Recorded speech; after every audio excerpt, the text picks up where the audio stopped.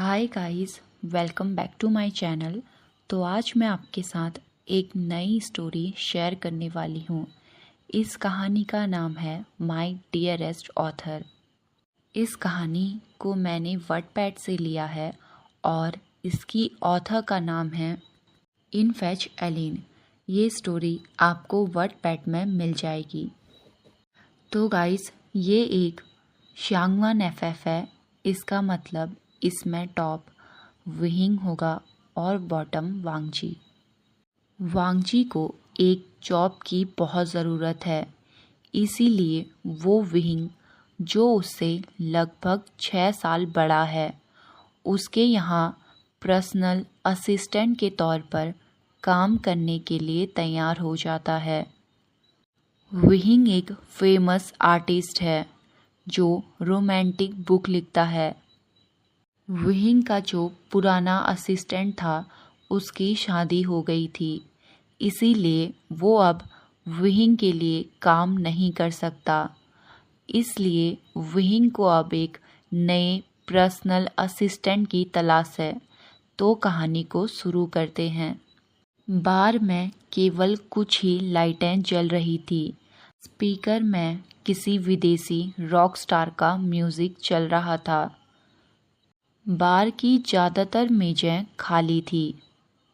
उस शाम को बार में सिर्फ 4 रेगुलर कस्टमर थे जिन्होंने बियर ऑर्डर करी और उसे पीने के बाद चुपचाप वहाँ से चले गए। वांगजी, जो अभी अभी 22 साल का हुआ है, वो काउंटर के पीछे खड़ा था। उसे देखकर ऐसा लग रहा था जैसे वो अपने ख्यालों की दुनिया में गुम है। वो पिछले 1 साल से यहाँ काम कर रहा था। पहले वो यहाँ एक पार्ट टाइम वर्कर था, पर जैसे उसका कॉलेज फिनिश हुआ, उसने यहाँ फुल टाइम काम करना शुरू कर दिया। पर अब वांगजी को यहाँ जॉब छोड़नी पड़ेगी, क्योंकि अब यहाँ पर कस्टमर नहीं आते।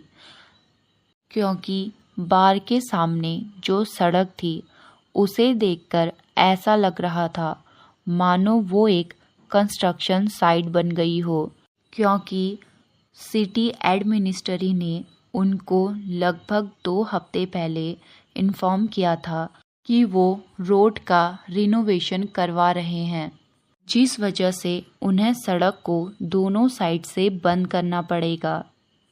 उन्होंने रोड को पीसेस में कट कर दिया था, जिससे इन सड़कों पर चल पाना मुश्किल हो रहा था। पहले इन सड़कों को चौड़ा और बेहतर बनाने के लिए इनमें कंस्ट्रक्शन का काम शुरू किया गया था, लेकिन अब पता चला कि ये लोग सभी छोटे बिजनेस को हटाना चाहते हैं और इस ज़मीन को खरीदकर यहाँ पर एक बड़ा शॉपिंग मॉल बनाना चाहते हैं। बिल्डिंग अथॉरिटी और सिटी एडमिनिस्ट्रेटर और साथ में बड़े बड़े इन्वेस्टर यहाँ इन्वेस्ट कर रहे थे और छोटे बिजनेस ओनर्स के पास इनके खिलाफ लड़ने के लिए कोई भी ऑप्शन नहीं था।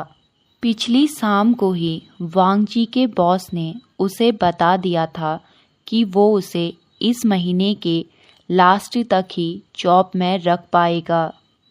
कस्टमर नहीं आने की वजह से कोई इनकम नहीं हो रही थी, जिस वजह से वह अब स्टाफ को सैलरी नहीं दे सकता। वांगजी ने बिजनेस एडमिनिस्ट्रेशन से पढ़ाई की थी। वो बस 1 साल और वेट करना चाहता था किसी अच्छी कंपनी में जॉब ढूंढने के लिए, लेकिन अभी उसे अपने रेंट को और अपने खाने के खर्चे को पे करने के लिए किसी जॉब की ज़रूरत थी, क्योंकि उसका अपना कोई नहीं, ना पेरेंट्स ना रिश्तेदार जिनसे वो हेल्प ले सके। वांगजी एक अनसोशल पर्सन है, जिस वजह से उसके ज़्यादा दोस्त भी नहीं हैं। वांगजी का सिर्फ एक दोस्त है, सेऊजुन। लेकिन वांगजी अभी उनसे हेल्प नहीं ले सकता क्योंकि अभी वो अपनी सैलरी से अपने पेरेंट्स की मदद करते हैं। इसीलिए वांगजी के पास एक नई नौकरी ढूंढने के अलावा कोई और ऑप्शन नहीं है। ये महीना पूरा होने में अब सिर्फ 6 दिन बचे थे और इसके बाद वांगजी को ये जॉब छोड़नी होगी। अब लगभग मिडनाइट हो चुकी थी। वांगजी को उसके बॉस का कॉल आता है जो पूछता है आज कितने कस्टमर आए थे और कमाई कितनी हुई। जब वांगजी उसे बताता है कि सिर्फ 4 कस्टमर आए थे, ये सुनते ही उसके बॉस ने बार बंद करके उसको घर जाने को कहा। लगभग आधे घंटे बाद वांगजी बार को बंद करके पीछे के दरवाजे से चला जाता है।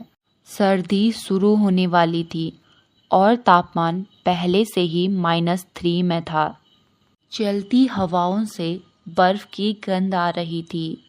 पास ही में एक नाला है जिसमें पानी बह रहा था, लेकिन जल्द ही उसमें बर्फ की एक परत जम जाएगी और पानी बिना दिखे अंदर से बहने लगेगा।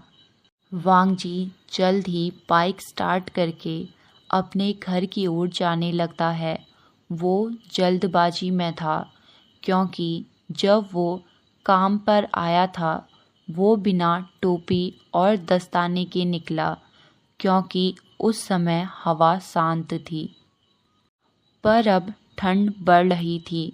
वांगजी की बॉडी बुरी तरह से जम रही थी। अब लगभग 20 मिनट बाद वांगजी अपने छोटे से अपार्टमेंट में पहुंच गया। उसने कांपते हुए हाथों से जल्दी अपने दस्ताने उतारे और बाथरूम में जाकर हॉट शावर लेने लग गया। कुछ देर तक हॉट शावर लेने के बाद उसे गर्मी महसूस होने लगी। नहाने के बाद वो अपनी लंबी आस्तीन वाली बनियान पहनकर मोटे कंबल में सोने चले जाता है। लेकिन काफ़ी देर कोशिश करने के बाद भी उसे नींद नहीं आ रही थी। उसे बार बार बस यही ख्याल आ रहा था कि उसे जल्द ही एक नई नौकरी की तलाश करनी होगी। पर अभी ऑफ सीजन चल रहा था, इसीलिए अभी लोगों को हायर नहीं किया जाता।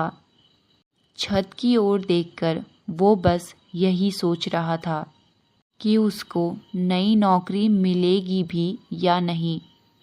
वांगजी ने बिजनेस एडमिनिस्ट्रेशन से पढ़ाई कर तो ली थी, पर उसे कुछ टाइम बाद ही उसका रिग्रेट हो रहा था क्योंकि उसे थोड़ी सी भीड़ में भी घुटन होने लगती है और वो दूसरे लोगों से इंटरेक्ट करने में भी अच्छा नहीं है।